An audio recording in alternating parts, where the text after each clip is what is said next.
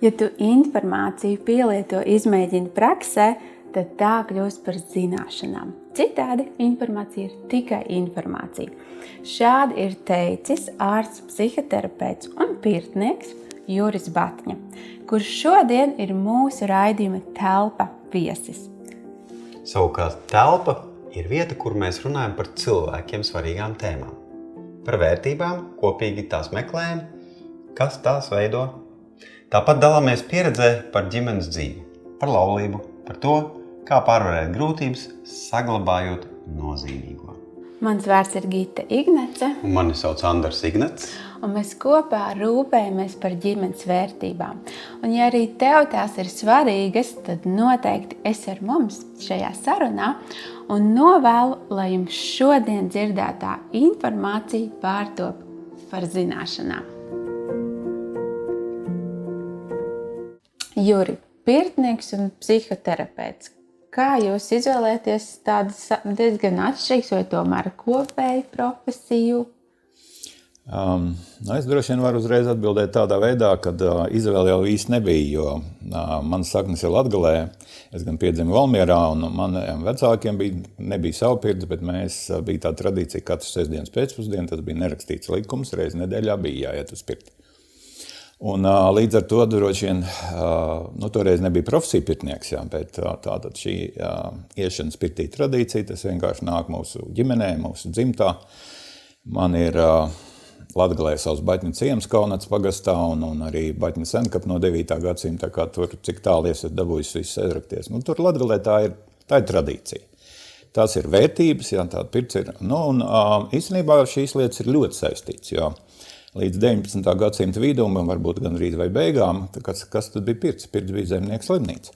Jo lielākā daļa latviešu bija dzimti cilvēki, un viņiem ārsta pakalpojumi tādā rietumu izpratnē nebija pieejami. Bet es domāju, ka viņi ļoti labi ārstējās tas, ko šodien, piemēram, Vācijā sauc par natūrmedicīnu, dabas medicīnu. Un arī Hipokrats gal galā ārstēja, viņš teica tā, dodiet man siltumu, es izārstēšu jebkuru slimību. Hipokrats ārstēja apmēram ar 200 augiem, mūsu dainās arī mazliet vairāk kā 200. Šovasar, piemēram, tikko aizstāvēja doktora disertāciju farmaceite, kura pētīja mūsu senču tradīcijas un kā tad varētu tos augus, kas ir aprakstīti, teiksim, mūsu garamantās, kā varētu vēl varbūt sākt izmantot medicīnā. Tā kā īstenībā man bija viens kolēģis, arī mēs klausījāmies vienā alternatīvās, jeb komplementārās medicīnas konferencē. Latvijā šodien latviešu ārsts var kļūt par Ķīnas medicīnas ārstu. Pateicoties profesoram Pīrāgam, ļoti cienu viņu, var kļūt par ajurvēdas ārstu. Un tad viņš sēdēja man blakus, tāds doktors Aldis Miglinieks, kas arī ģimenes terapeits ir. Viņš teica, Jurā, kas mums savas medicīnas nebija? Un kur tad to var tagad apgūt? Un toreiz es tā kā apjuku neatbildēju uzreiz, bet es tā kā varētu atbildēt. Mums ir pirts skola, kurā ir 1., 2., 3. kurs, un 3. kursā jau tur diezgan maz tiek līdz galam, bet es teiktu tā, 3 gadu laikā mēs apgūstam latviskās medicīnas pamatus. Un tā bija dziedināšana caur pirti. Kas bija pirmais? Bija psihoterapija vai tomēr pirts? Tā apziņa, tā dziļā apziņa. Kas bija tas? Realitāte bija tāda, es pabeidzu institūtu 85. gadā, 1900. Un specializējos uzreiz pabeidzu kā terapeits, bet specializējos psihiatrijā. Jo tikai 85. gadā parādījās arī atsevišķa ārsta psihoterapeita specialitāte arī Padomju Savienībā. Jo es jau skaidri no sākta gala zināju, ka mani vairāk interesē, kā galva ietekmē ķermeni, nevis kā ķermenis pats nezinu, no kurienes slēdz slimības. Un tikko bija iespēja, tā es uzreiz izmācījos par psihoterapeitu, bet man pirmā darbvieta bija rehabilitācijas slimnīca Vaiņode.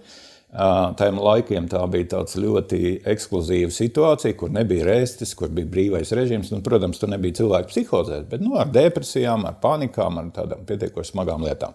Vai arī tie, kas ir tāda jau tā psihozija nokupēta, bet ir kaut kādas atliek parādības. Un, diemžēl pētījumi tajā laikā liecināja, ka katrs 10. tavs pacients agri vai vēl dzīve beigs pašnāvībā. Tu vari strādāt pēc labākās sirdsapziņas, un, protams, tu kā jauns speciālists sāc ar entuziasmu, tu centies. Bet tu redzi, kad viņi aizbrauc ļoti labā stāvoklī, atgriežas sliktākā, viens otrs neatgriežas, tāpēc, ka viņi vairs nav. Un ir aprakstīts arī visā pasaulē, ka psihiatriem pirmajā gadā ir depresija. Diezgan bieži pašiem. Un tad es sāku domāt, kā lai es vienkārši no ārsta nepārvērstos par pacientu saviem kolēģiem. Un tad es sāku domāt, labākā vieta, kur es vienmēr labi jūties, tā ir pirts. Un tad es vienkārši sāku to meklēt. Un pēc tam jau mums izveidojās tāda iespēja, ka bija dombiedru kopa. Mēs īrējām Daugavas stadionā zem tribīnēm, kādreiz bija profesionāliem sportistiem, pirts. Un mēs tur nācām kopā un lēnām likām. Tā kā tas ir vienmēr gājis paralēli. Manā dzīvē pirts ir bijis jau ātrāk pirms medicīnas, bet arī savā veidā medicīna ienāca, jo galā mājās es nepiedzīvu, es piedzīvu medicīnas iestādē, tā ka tas vienmēr ir gājis paralēli. Un tas īstenībā nav pa lielam nodalāms, priekš manis noteikti ne. Bet, tātad, protams, kad cilvēks jau ir kas, jebkurām cilvēku problēmām 3 saknes. Un ja medicīna mums joprojām ir pārāk bioloģizēta, tad jau no 77. gadā Engels sāk ieviest, un 80. gadā bija milzīgs viņa raksts, un pēdējos 40 gadus medicīnā mēs mēģinām dabūt iekšā biopsihosociālo pieeju. Ka tātad mūsu veselības problēmas var būt 3 veidi, un vispār jebkuras cilvēciskās problēmas var būt 3 veidi. Kaut kas var noiet bioloģijā šķībi, kaut kas noiet psiholoģijā šķībi, un kaut kas var noiet arī sociumā šķībi, sociālās attiecībās. Tātad man pamatā interesē nevis tik daudz slimības ārstēt, bet kā atgūt veselību. Un zarnu mikrobioms, galā 90% informācijas īstenībā iet uz smadzenēm no zarnām, no zarnu mikrobioma. Viņš ir lielāks nekā mūsu smadzenes. Un tikai 10% otrādi caur nervus vāgas uz mikrobiomu. Un, protams, tas, kas notiek mūsu zarnās, kā mēs pabarojam, vai mums ir pietiekoši ne tikai probiotiķi, bet prebiotiķi. Par to es visu runāju, īpaši pirtī, tā ir kompleksa pieeja. Jo man ļoti tuvs autors ir Kens Vilbers. Un Kens Vilbers runā par šo, ne tikai mums tagad ir integrālās izglītības institūcijām, bet man ir viens sapnis arī izveidot integrālās medicīnas kaut kādu iestādi. Pamazām jau veidojās, mums ir Imantā tagad viena klīnika, kura balstās uz šo integratīvo pieeju, un tur jau arī ir uzturs speciālisti, tur ir health coach, kas ir, tur jau vesela komanda strādā. Ir mums anti-aging institūts, kas ir tepatās arī tagad, kur mans kursa biedrs ir Māris Reivalds, kopā ar savu meiti palaiduši, un man tā liekas ļoti labas lietas tur notiek. Tā kā mums jau tas viss notiek, mēs jau visi darbojamies, varbūt mazliet tā nevienmēr visi ir apvienoti, vairāk mazliet kāds kaut kur meklē savu nišu. Bet pa lielam tagad tas tā ir, un, protams, fiziskā plānā mēs esam tas, ko mēs ēdam. Pārējot uz tēmu ģimene, no kurienes jums ir izveidojusies izpratne par ģimeni? No kurienes viņu vispār var veidoties? Viņa veidojās no tās ģimenes, kurā tu uzaudzi. Protams, tālākā speciālistam man arī viena no manām izglītībām, man ir 3 pabeigts augstākās izglītības psihoterapijā. Viena no viņām ir sistēmiskā ģimenes terapija, ko es pabeidzu pie mūsu fantastiskās skolotājas Lindas von Kaiserlings. Un tā kā man tas nāk kopā gan mana personīgā dzīves pieredze, pieaugot ģimenē, un, protams, tālāk arī izveidojot ģimeni. Un, protams, tālāk kā profesionālim mācoties un mēģinot palīdzēt pāriem un ģimenēm, kuras ir krīzēs, un tagad tas pašlaik ir. Pašlaik man ir galvenās 2 tēmas. Nāk izdegušie mediķi pie manis brauc, man ir ļoti dīvaina psihoterapija. Viena lieta ir strādāt transpersonālā psihoterapijā, tātad tas, kas medicīnā šodien nav, medicīnā vispār nav dvēseles. Un otra lieta, es kā psihoterapeits strādāju arī izmantojot pirti. Jo te var strādāt uzreiz, es varu strādāt ar ķermeni, es varu strādāt ar cilvēku prātu, un, ja izdodās vēl pieslēgt dvēselīti, tad jau pavisam skaisti. Tā kā es mēģinu veidot tādu integrālu modeli, kurā ir visi šie līmeņi, gan bio, gan psiho, gan socio, gan vēl dvēseliskais, sakrālais līmenis. Jā. Kāda ietekme tam bija no jūsu, teiksim, ģimenes, tēva, mātes? Es domāju, ka ļoti, ļoti pamatīgi dziļa personīgā pieredze, kas ļoti izmainīja man dzīvi. Kad es sāku studēt psihoanalītisko teoriju, protams, neizbēgam pats pirmais klasiķis ir Zigmunds Freids. Un Zigmunds Freids sapņu tulkošanas, viņa galvenā grāmata, jeb interpretācijas 2. izdevuma priekšvādā rakstīja tā. Katra vīrieša dzīvē galvenais jautājums ir par tēva nāvi. Tagad es to lasīju, man vēl nebija 30 gadi. Es kā ārsts saprotu, ka, protams, normāli ir priekš tēvs nomirst, tad es nomiršu, un tad mans dēls nomirs. Un nenormāli ir, ja ir izjaukt dabīgā gaita. Nu, nedod Dievs, piemēram, mans dēls nomirs pirms manis. Bet tad, un arī man likās, ka mani vecāki 49 gadus kopā jauki dzīvoja Valmierā, viņi labi satika, es dzīvoju Rīgā, mēs komunicējām, bet mēs viens otru dzīvē nemaisījāmies. Man likās, es, protams, sēroši, ja nomirst tēvs, bet tad, kad viņš nomira, izrādījās, ka viņš manā dzīvē aizņem daudz vairāk vietas, nekā es biju līdz šim savā personīgā psihoanalīzē pēc 5 gadus un visās pārējās terapijās biju sapratis. Pēkšņi izrādījās, ka kaut kas tev iekšā gandrīz, ja iekšā varētu teikt, ir 2 kājas, tad tu esi palicis par invalīdu, 1 kājas nav. Un pilnīgi tāda sajūta, kad ārpusē, kas man bija savu psihoterapijas skolu ar skolniekiem, man bija savu privātprakses, man bija 5 augstskolas, kurās strādāju, 3 biedrības, ko es vadīju, braukāju semināriem pa pasauli, man dzīvoklis Rīgas centrā, man sieva, bērni. Ja tā skatīties uz ārpus, ko viens cilvēks varētu vēl vēlēties? Atzīstam, piepildīt privātpraksi, pacienti tev netrūkst, skolnieki tev netrūkst, tev ir ģimene, tev ir viss, ko darīt dzīvē. Iekšā tu pamosties no rīta un uzdos sev jautājumu. Un tas ir viss. Un vairāk nekā nebūs. Un šitā līdz mūža galam. Un kas notiek? Kamēr priekšā ir vecais tēvs, man vecais tēvs bija vien brīdi aizpats vecākais iedzīvotājs. Man tāda tīra laba gēna, 99 gados viņš nomira. Kamēr ir vecais tēvs, un es esmu pēdējais rindā, tā ir viena rinda. Kad vecais tēvs aiziet, un tu esi pirmais rindā, un aiz tevis rinda veidojas, un tagad jau ne tikai dēls, jau arī mazbērni. Tā ir pilnīgi cita rinda. Un kas tajā rindā mainās? Mainās viena ļoti būtiska vērtība kā laiks.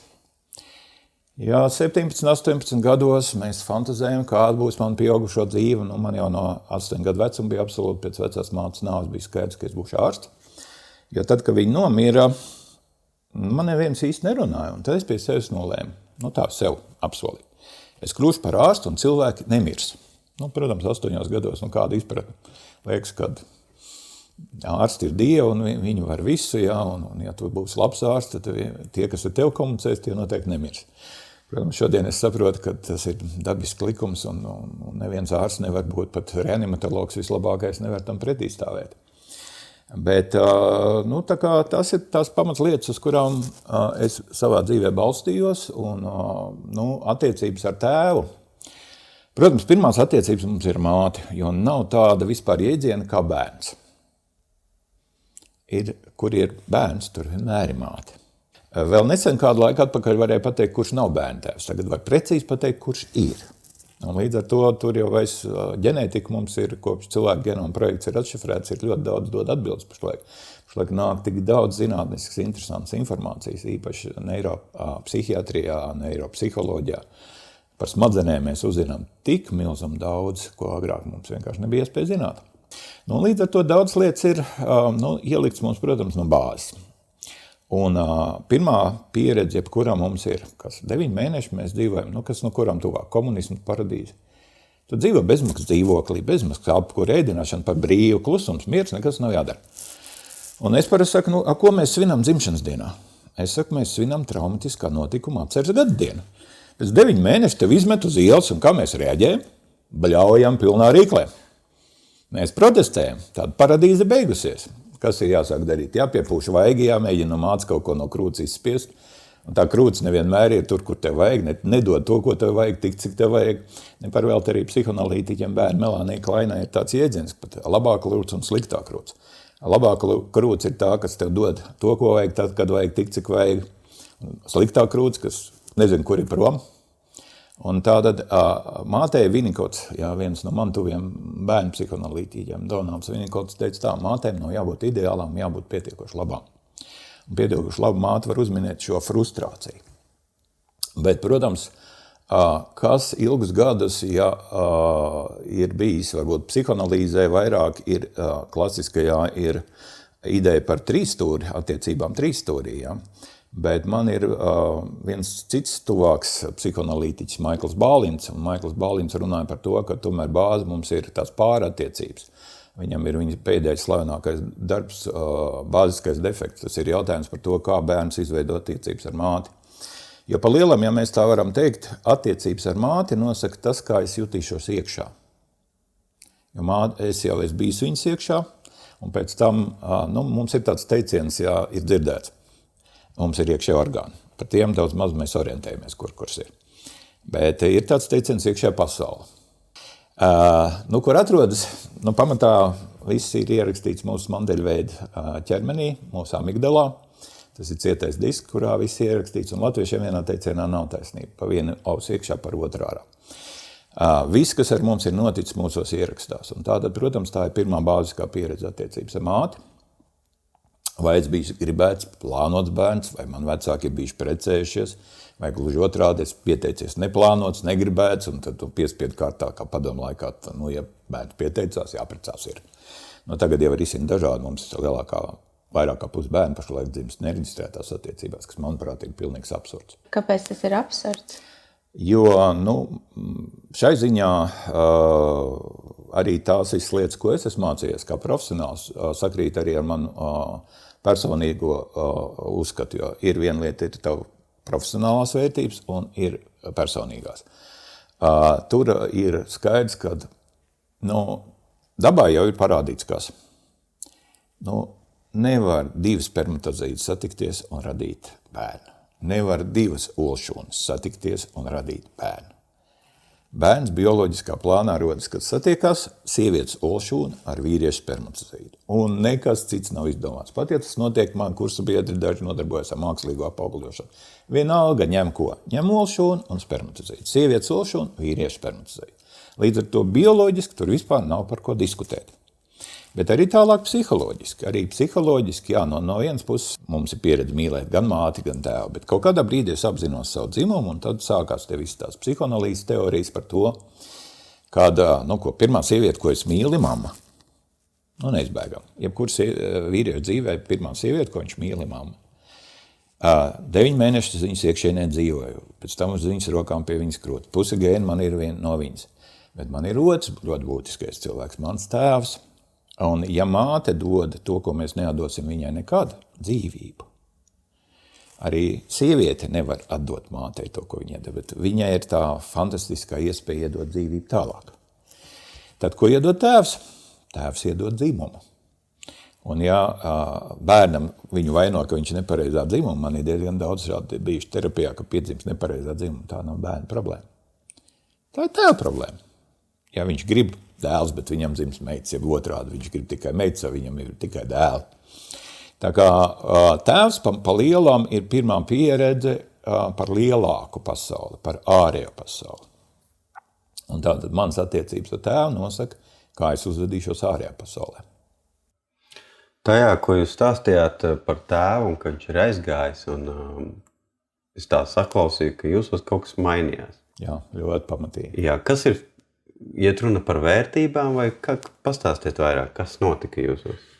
Varētu teikt tā, kad savulaik Karls Gustavs Jungs rakstīja par dvēseles tumšo nakti.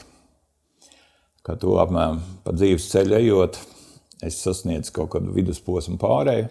Vienai daļai tie, kas cilvēki varbūt nav sasnieguši ārējā materiālā pasaulē kaut kādas lietas, par ko viņi sapņojuši, viņas dzīve mēģina kaut ko no tā sasniegt. Bet tad, kad tu esi sasniedz, savā profesijā Latvijā es sasniedzu griestus, ko es vēl varēju. Man tāpat ir pirmais certifikāts, man bija laba prakse, skolnieki, augstskolas, pa lielam, ja man būtu 2 reizes vairāk, vai vēl nezinu, kaut kas, tā jau nekas nemainītos. Un tad tu sāc saprast, kad parādās jauna vērtība laiks, un sāk arī aizvien vairāk kaut kas runāt tevis iekšienē.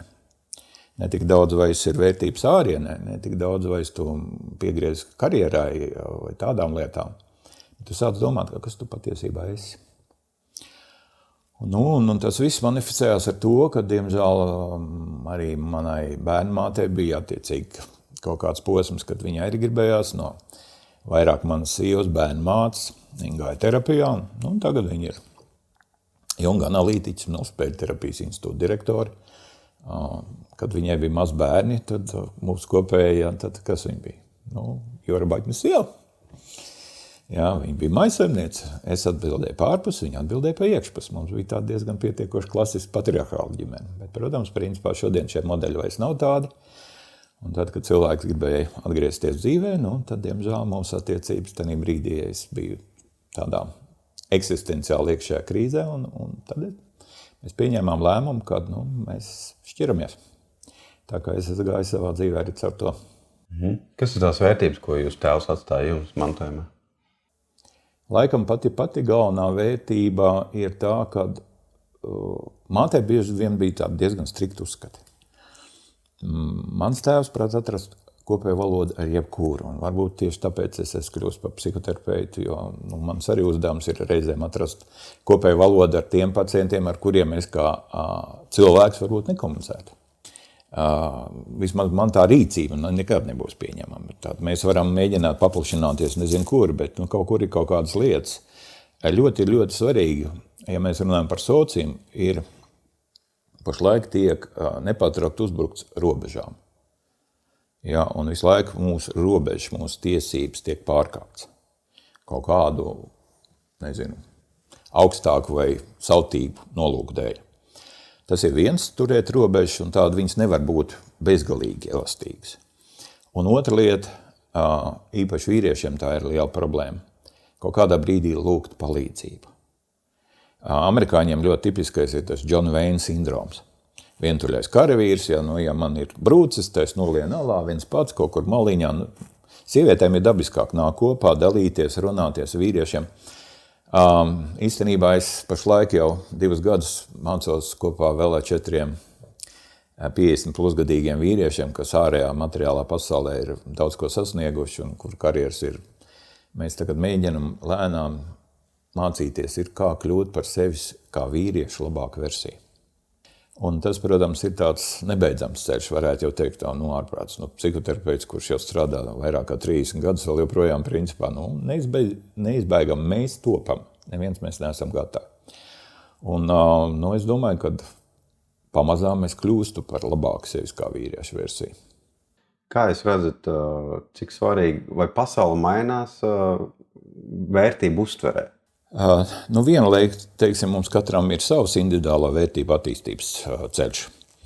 Un tās lietas, kas man bija vērtīgas, kad es biju pavisam maziņš, pusaudzis, jauns vīrietis, jau nobriedus šāks, viņas mainās. Tas ir viens, tātad mums katram viņas mainās. Es reizēm domāju, dažas vērtības, kas man bija vērtīgas pusauģu gados, man šodien noteikti nebūs vērtīgas. Bet pašlaik es domāju, ka ir milzīgs tāds transformācijas periods, kad tu vairs nevari palikt tādā kaut kādā nemainīgā statusā. Tev tomēr ir vairāk vai mazāk jāsaprot, kas patiešām ir tas, kas tev ir, kas ir tavu dzīves jēga, par ko tu esi gatavs tomēr kaut kādā veidā iestāties. Jo savādāk, ja tu neizstājies ne par ko, tad vienkārši. Man ļoti labi savulaik patika tā, kad Ziedonis teica. Ja tas varbūt nebūs precīzi, bet pasaulē ir tik daudz dažādu pasaules uzskatu, un ja tev nav savējā, var ļoti apjukt. Un tad ir ļoti nosvārā, kāda viena lieta tev ir savs, bet otrs ir mums, latviešiem, man tā liekas, viena no ļoti traģiskām lietām ir tā, ka mums ir ļoti individualizēta psihi. Mums ir viensaitnieka psiholoģija. Un līdz ar to uz ilgu laiku sanāk kopā lielākos apvienojumos. Tur vienmēr sākās dalīšanās, ne par vēl klasiskais teiciens, 2 latvieši, 3 partijas. To mēs jau nepārtraukt redzam. Un Adleram vienam no Freida skolniekiem bija tāds jēdziens kopības izjūta. Kopības izjūta mums kā nācijai parādās ļoti reti. Baltijas ceļš, tur dziesmu svētki. Ikdienā, kur ir šī kopības izjūta? Katram ir viņa personīgās intereses, un diemžēl arī pēc Kena Vilbera, ja mēs runājam par 9 apziņas attīstības līmeņiem, tad pirmie 4-65% tie ir tādi cilvēki, kas ir ļoti vērsti katrs uz sevi. Un mums arī, diemžēl, šis amerikānisms ienāca, kad ir ļoti individuālisma kults. Esmu es, un tagad pilns Instagrams, visi tur publicē savus viedokļus, kaut gan tur viedokļi nav, tur ir vienkārši bieži vien kaut kādas tādas nevisai, maigi sakot, inteliģences piezīmes, ja? Tā kā tas jau nav viedoklis. Viedokļi jau tomēr kaut ko tā kā jāmēģina pamatot. Tur ir vairāk emocionālas reakcijas, un bieži vien tādas kādas ir. Tā ir viena, man tā liekas, tā grūtā lieta, kad mēs pašlaik nevaram lielākā kaut kādā kopīgā, tādā nopietnā veidojumā apvienoties. Jo vienalga tur sāks intereses, katram savas personīgās. Un arī pēc Kena Wilbera 7. apziņas attīstības līmeni, kas ir integrālā, kad mēs varam pieņemt to, ka pa lielam ir katram cilvēkam taisnība. Tikai dažādi ir tie taisnības līmeņi. Ja es būtu pirmā stāvā šīs ēkas, es redzētu vienu lietu. Es uzkāptu uz jumta, es redzētu to pašu no pirmā stāva, bet es redzētu tomēr arī to, ko viņš no pirmā stāva nevar redzēt. Un teikt, ka viņam nav taisnība, viņam ir taisnība, tikai viņam ir viņa tajā redzeslaukā taisnība. Ja tev paplašinās redzeslauks, bet viņš nevar bezjēdzīgi paplašināties. Ir kaut kādas lietas, kur ir jātur robeža.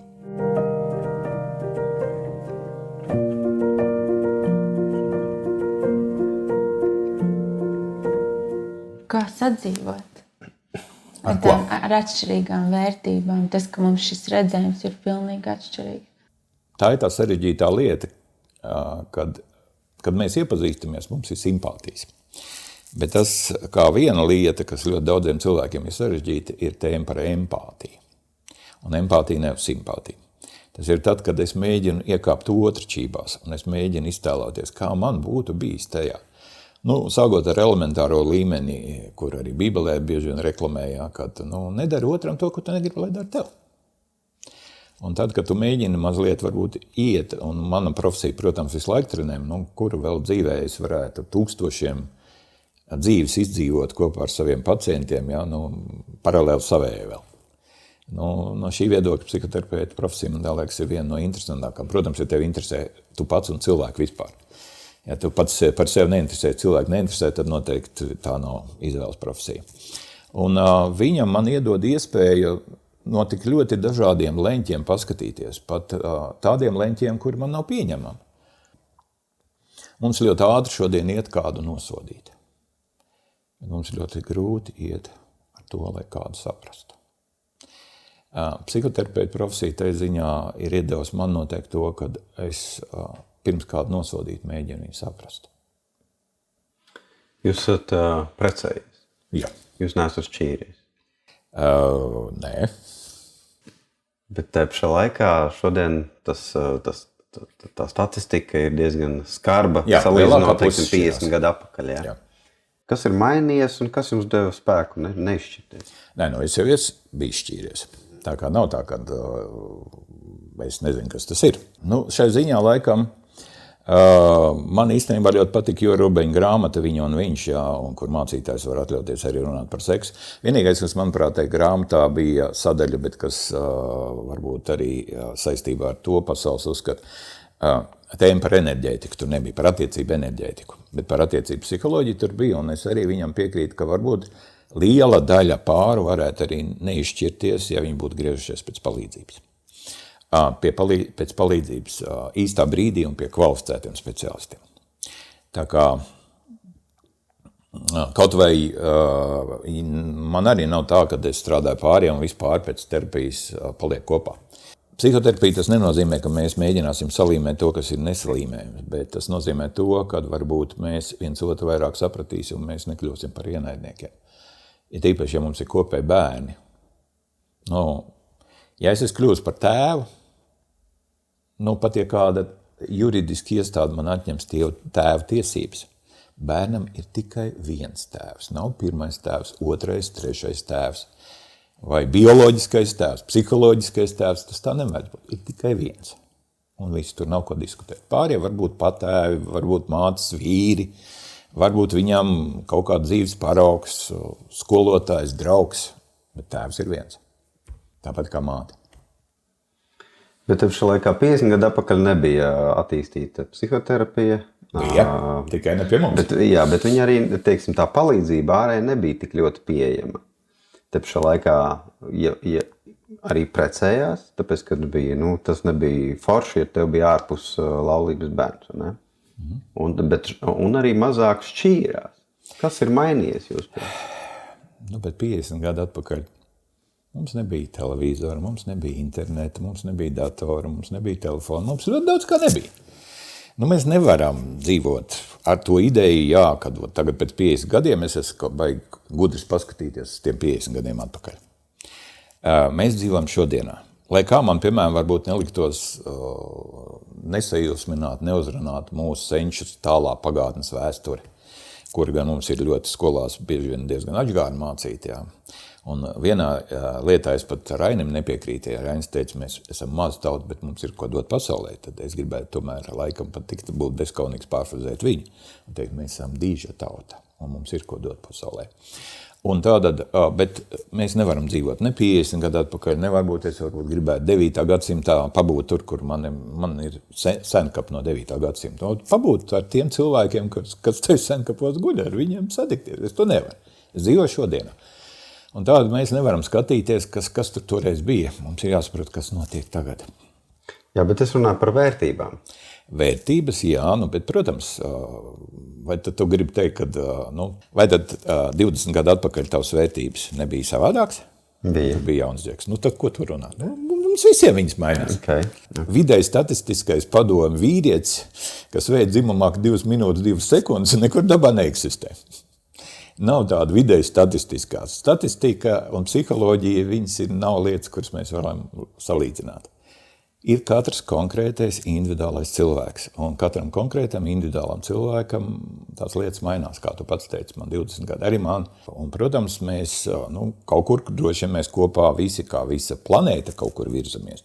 Ja arī mums kāds mēģina bīdīt vienā virzienā, un varbūt kaut kāda cita spēka mēģinās, varbūt pamodīsies un sāks bīdīt citā, un visu laiku kaut kāda fluktuācija notiek.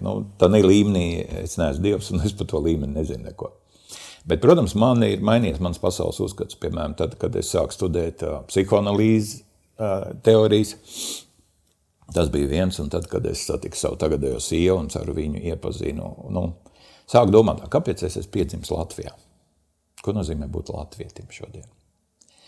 Un, ja varbūt kādam ubi bērnība bija Patrija, kur labi tur tēvzem, un es tos cilvēkus nenosodu, mums savulaik bija pirtskola latviešiem arī Īrijā. Es ļoti daudz klausījos tos stāstus, kāpēc tie cilvēki aizbrauc projām no Latvijas. Bet, priekš manis ir vērtība, un man ir ļoti palika prātā Lielkrūžu saimnieks, tas ir starp Jaunku piebalgu, vec piebalgu. Ja es tagad neko nejaucu, viņš tur 7. paudze un aiz viņa jau ir tātad. Un ja mēs zinām, ka vīrieši spermatozīts satur ģenētisko informāciju par 8 paudzēm, viņš teica, Juri, man no šejienes varēs tikai miruši dabūt prom. Tad iedomājos viņa dēlam, viņš zina skaidri saknes.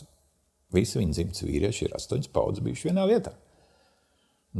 Kādam tā nav vērtība. Viņš ir pasaules pilsonis, jā, viņš šodien ir Latvijā, citreiz viņš ir Īrijā, pēc tam viņš ir Amerikā. Kamēr tu esi jauns, varbūt tā, bet kaut kad vienā brīdī mums ir tāds latviešiem tāds tēls sprīdīts ar lāpas pasaulē izgāja tos briļants meklēt. Un es ar tām paņasījos, ko tik es neesmu bijis un ko tik neesmu mācījies. Un tad beigās tu saproti, ka viss briļanti ir tavā sētā, vismaz priekš manis tas notika tā. Kas ir tās vērtības, ko jūs savam dēlam apzināti nododat? Ko nozīmē apzināti? Pamatā jau ar kaut kādu paraugu. Cita lieta, protams, kurā brīdī un cik bērni ir gatavi pieņemt tās vērtības, jo viņiem jau ir jāveido savējās, viņi jau nevar nokopēt manējās. Jo viņi nav manis kopijas tikai jaunāks, vai arī viņi ir paši par sevi. Bet, protams, latviskās lietas priekš manis ir vērtība. Pirts priekš manis ir vērtība. Ieklausīties cilvēkā un mēģināt nevis viņu pafikso uzreiz uzbāzties ar savu viedokli un nosodīt, bet mēģināt saprast. Tā priekš manis ir vērtība. Ņemot vērā, ka šodien ir traki šīs šķiršanās koeficienti, tad kādi jūs būtu ieteikumi vai kā izkāpt no šīs demografiskās bedres? Psihoterapeita kvalifikācija ir apgriezta proporcionāli padomu došanai. Jo kvalificētāks ir psihoterapeits, jo vairāk viņš palīdz nevis ar padomu, bet ar to, ka palīdz cilvēkam pašam atrast to priekš viņa labāko izēju no tās situācijas, ja tā situācija ir grūta viņam. Tā kā padomus es parasti cenšos nedalīt, jo tas parasti ir padoms, ko es darītu tādā situācijā. Bet tas der man. Un ja es došu padomu tev, kas der man, tas nevienmēr derēs tev, bet ja es tev palīdzēšu atrast to labāko variantu, piedāvājot dažādas variantus, izējot no tā, ka man ir liela klīniskā un dzīves pieredze, jā, un es tev varu piedāvāt daudz variantus, bet gala lēmums jau būs tev. Tu jau pieņems to lēmumu, kā tu dzīvos. Tikai bieži vien tu varbūt neredz, kad ir daudz vairāk varianti. Tad, kad mēs esam dzīves krīzē, kaut kādā mums liekas, ka ir bezizēja. Un es vispār neredzu nekādu izēju. Tad, kad tu parādi, ka izēja daudz, un mēs sākam spriest, nu, kura būtu vislabākā, nevis ko es tavā vietā darītu, bet ko tu savā vietā darīsi. Nu labi, bet ko jūs ieteiktu, kaut kāda statistika jums ir izveidojusies, kāpēc pāri šķirās? Un ko preventīvi jūs ieteiktu, kāds varbūt tēmas vai kādas zināšanas iegūt pāriem, lai neaizkļūtu līdz tam? Nu, piemēram, lai varētu vadīt mašīnu, mēs ejam autovadītāju kursos. Mums ir teorija, mums ir praksa, vadīšana ar instruktoru. No, kas tad autovadīšana ir svarīgāk nekā ģimenes dzīve? Kur mēs ejam vecāku skolā, piemēram? Kur mēs ejam vispār dzīves skolā? Nu, dzīve mums pats skolojā. Ideja ir tāda, ka tiek uzskatīts, kad mūs mācīs vecāki. Nu, labi, ja mums ir paveicies ar vecākiem un viņiem ir super attiecības un viņi mums to ir nodevuši un mēs to esam pieņēmuši kā savas arī vērtības, bet tā jau tik ļoti reti pašlaik ir un tieši tāpēc droši vien, kad skolā mums ļoti daudz ko māca, ko man nekad dzīvē nav nācies vairs izmantot. Bet skolā man bija ļoti izcila skola, bet pat tajā nemācīja ļoti daudzas lietas, kuras man ļoti vajadzēja un kuras nežēlīgi kādreiz dzīve mācīja. Un tieši tāpēc droši vien tas būtu tas jautājums par ko. Ja mēs esam gatavi un atvērti ar gan prātu, gan sirdi, tad man liekas, tomēr ir ļoti laba ideja, kas ir kristietībā, kad ir pirms laulībām ir kaut kāda tomēr tur. Nu labi, uz tā laika, kad tev ir galvā dopamīns, ja, kā neurotransmiters, tev ir endorfīna, un tu tur ar rozā brillēm steigā, un tu jau tenī brīdī daudz ko nesapratīsi, bet vienalga tu būsi dzirdējis. Un vienalga varbūt tu kaut kur būs aizķēries. Un līdz ar to, man tā liekas, jo vairāk mēs, varbūt būtu tieši tādas mācības. Kādreiz mums bija, piemēram, par latviskām lietām bija baltās stundas. Tad viņš kaut kur pazuda. Kaut gan, manuprāt, latviskais pasaules uzskats, kas ir izturējis daudzu gadu tūkstošu pārbaudu. Jā, tajā ir vērtības, un tās vērtības ir tieši priekš šīs vietas, tieši priekš mūsu tautas. Tā kā, katrā vietā ir izstrādāts, kā te vislabāk dzīvot, un arī kādā veidā varbūt vislabāk var dzīvot. Un es tomēr domāju, lai arī šodien šis tradicionālais modelis tiek apšaubīts. Es tomēr laikam šajā ziņā pieturos kā personīgās manas vērtības, ja ir tādas, ka nebūs labāk modeļi kā tēvs, māte un bērns. Mēs bieži vien daudzas lietas, kuras, piemēram, nāve ir dabiska lieta. Šodien mums liekas, ka tā ir nedabiska. Es ļoti atceros mana tā mīļā omīte, kuras dēļ es izlēmu būt par ārstu. Viņai mājās bērniņos glabāja zārks, un man ļoti patika ar viņu spēlēt paslēpes.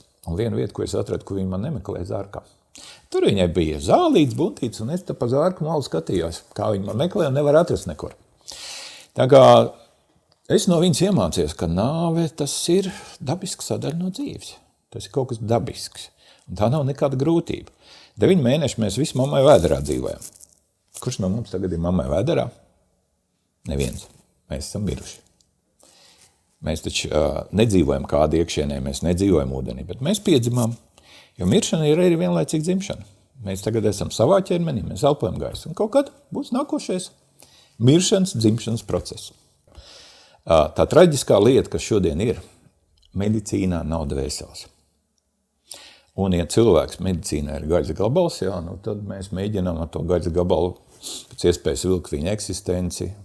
Tā, ka mēs saprotam, ka cilvēkam ir dvēsele, un ka šo ķermeņus mēs jau ne pirmo reizi esam nomainījuši, un vēl ne pēdējo reizi mainīsim.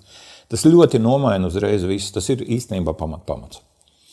Un, kā Freds teica, ja mēs dzīvojam vienu reizi, ja mēs esam gaļas gabalu, bioloģiski radījumi, tad kas ir galvenais?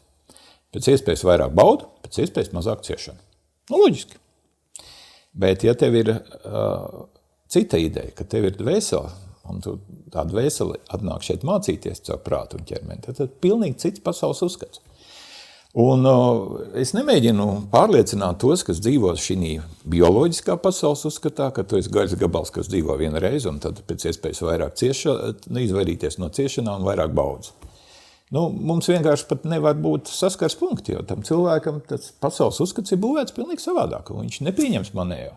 Bet ja man ir mana pārliecība pieredze, kas balstās gan uz personīgo pieredzi, gan uz bezgalīgi lieliem arī jau pietiekoši nopietniem zinātniskiem pētījumiem, kas man akceptējami. Šim cilvēkam nebūs akceptējami. Viņš viņus nelasīs. Viņš līdz tam līmenim, viņam to nevajag dot tā dzīves pieredzē. Nu labi, bet tu esi gājis caur izaicinājumiem kaut kādiem. Jā. Un kādas ir tās tavas praktiskās rīcības, kā tu viņam izēji cauri? Nu, tā ir viena lieta, kas mums, man tā liekas, vīriešiem jāmācās. Kad nevajag domāt, ka tev ar visu obligāti jātiek galā pašam. Ka nav nekāda kauna lieta un griezties pie draugiem pēc palīdzības, griezties pie profesionāļiem pēc palīdzības. Meklēt resursus pašam sevī, bet nevis tā, ka es nolienu malā, bet tomēr es skatos, kā citi ir risinājuši šīs lietas. Jo mums, paldies Dievam, tagad ir tik daudz pieejams. Mums šodien tā, laikam, svarīgākā lieta ir iemācīties šķirot informāciju. Informācijas ir bezgalīgi daudz, labu kvalitīvu zināšanu ir ļoti maz. Un līdz ar to, tad, kad es apgūstu pietiekoši labas priekš manas kvalitīvas zināšanas un es viņas varu pielietot, tad es skatos, kā es tiem izaicinājumiem, tiem pārbaudījumiem, ko dzīve piespēlē tiek galā. Un es skaidri zinu, ka es neesmu viens. Mēs visi esam piedzimuši, lai būtu attiecībās. Un caur attiecībām mēs varam sev dziedināt. Tā, tad praktiskā rīcība tam visam? Praktiskā rīcība būtu tāda, kad es meklētu kādu, kad ir kaut kādas lietas, ar kurām es tikšu galā pats. Principā, kā mēs ar krīzēm tiekam galā. Viens būtu tas, es tieku pats galā, un, kā Nīčs teica, viss, kas mūs nenogalina, padara mūs stiprāks. Un ir lietas, ar kurām es varu tikt galā pats un kļūt stiprāks. Tad ir bezgalīgi daudz lietu, ar kurām es šķietam tieku galā. Un agri vai vēl tas izlien, kā slimības, piemēram, kā tur vēl visādas atkarību tēmas. Un ir lietas, ar kurām es principiāli nevaru tikt galā. Nevar bērns, kas izgājis incesta pieredzi, tikt galā ar to pats. Nevar. Tātad man ļoti patika savulaik viens no britu psihoanalītiķiem, ar ko man bija iespēja redzēties klātienē, Patris Keismans teica, psihiskā trauma ir tas, ar ko tu netiec galā viens pats. Un ir mūsu dzīvē, diemžēl, bezgalīgi daudz lietas, kuras notraumē mūsu psihi un ar kurām mēs vien paši nevaram tikt galā. Un tad ir no svāra, īpaši vīriešiem no svāra. Sievietēm tas ir dabiskāk, bet vīriešiem no svāra saprast, ka ne ar visu tev jātiek galā. Kad ir tā grupa, ar kuru tu tiksi galā un kļūsi stiprāks. Un kā tu atšķir, tur nav ļoti tāda kriterija. Kriterijas esi tu pats. Kādēļ mēs atšķirīgi uztveram izaicinājumus? Sāksim ar to, ka vīrieši un sievietes ir ļoti atšķirīgi arī šī jomā tieši. Mums ir, kas vīrietim vienmēr bijis, kas tomēr tā bioloģiskā programma jau, mēs 50,000 gadus bioloģiski neesam mainījušies. Un kas mums daudz gadu tūkstoši bija jāiet? Vīrietim bija jālien ārpus salas. Bija jālien.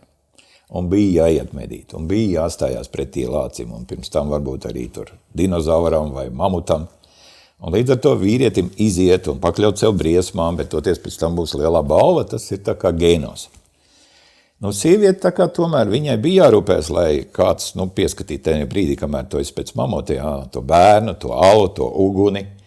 Daba jau parāda visu, kā ir. Kā es jokoju, kādreiz vīrietim ir kājiņa ārpusē, ko sauc par dzimumlocekli. Sievietei ir kājiņa iekšpusē, ko sauc par XX chromosomu, jo vīrietim ir XY chromosomu. Kas viņam ir? Viņam nav viens kājiņas iekšpusē. Un šīs man liekas ļoti labi parāda par ko. Kad mēs arī atbildam vairāk par ārpus, un ja ārpusē kaut kas notiek, tad vīrietis ir gatavs parādīt, ka viņam ir tā kājiņa ārpusē. Sievietei ir tas būtiskais. Pārī vienmēr sākas liels ziepes, ja sieviete ir psiholoģiski nestabilāka par vīrieti.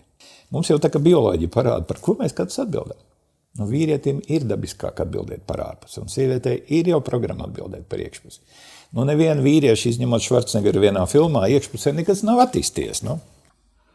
Vienā no intervijām, vienā no lekcijām tu teici, laimīgs cilvēks ir tikai tad, kad viņš ir atradis savu dvēseles uzdevumu un to dara.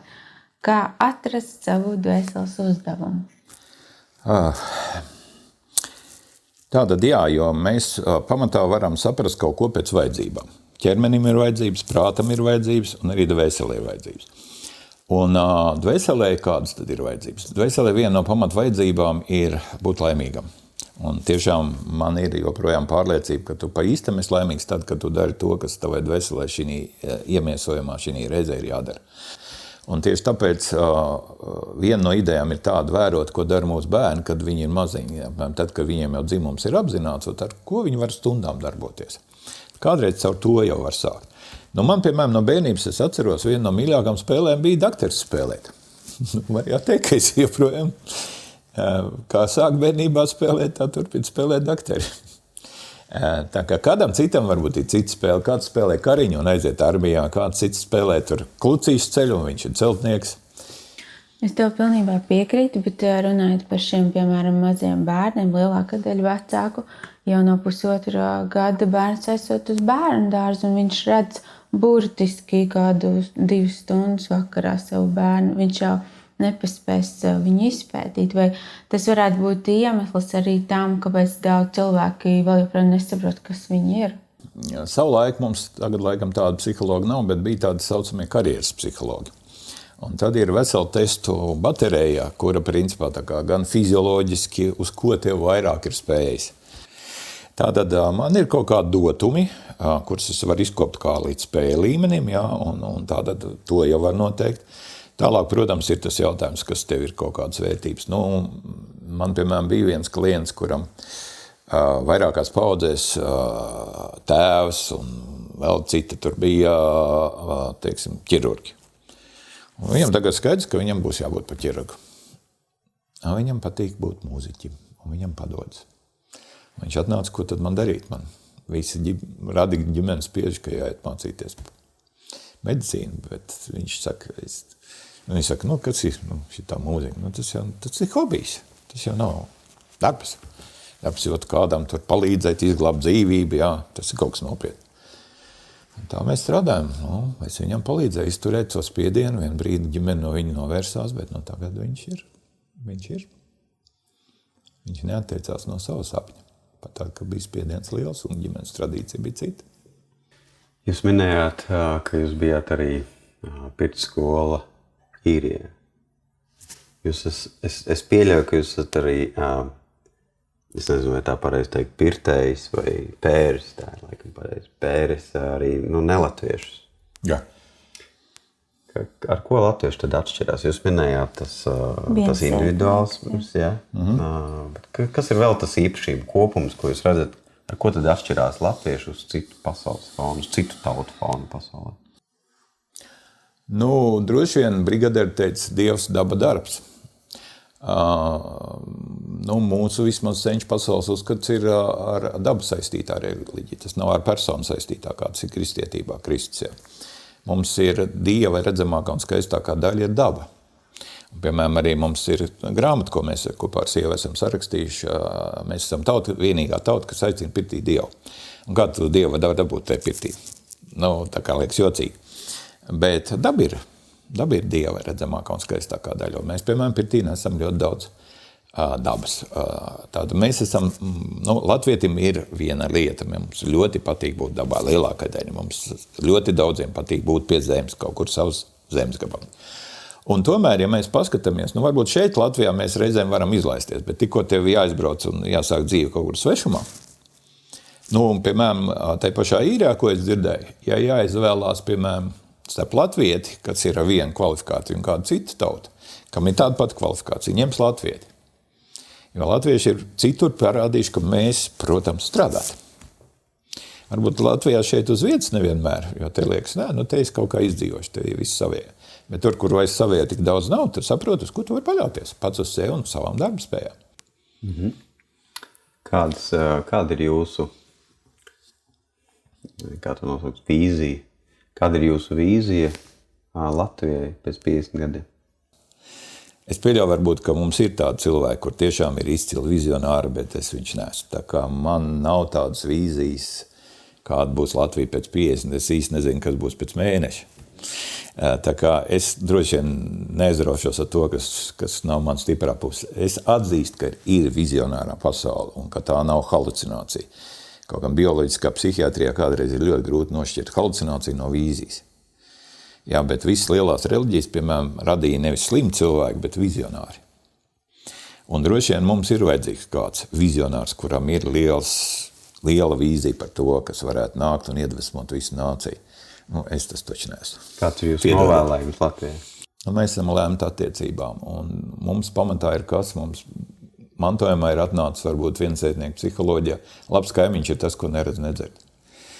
Tāda varbūt sākumā iepazīt pašam sevi, pēc tam iepazīt savus tuvākos. Un veidot pēc iespējas attiecības, kurās mēs nevis uzskatām, ka man ir vienīgā taisnība, un es zinu, kā ir pareizi. Bet ieklausīties otrā un meklēt kopēju valodu. Tad, kad mēs atradīsim šo kopēju valodu, kopēju izjūtu, kad mēs vairāk varēsim būt kopā, nevis meklēt atšķirības un uzskatīt, ka mans viedoklis ir vienīgais pareizais, tad varbūt arī kaut kas saistībā ar to vīziju būs savādāk. Paldies par sarunu. Paldies, ka aicinājāt.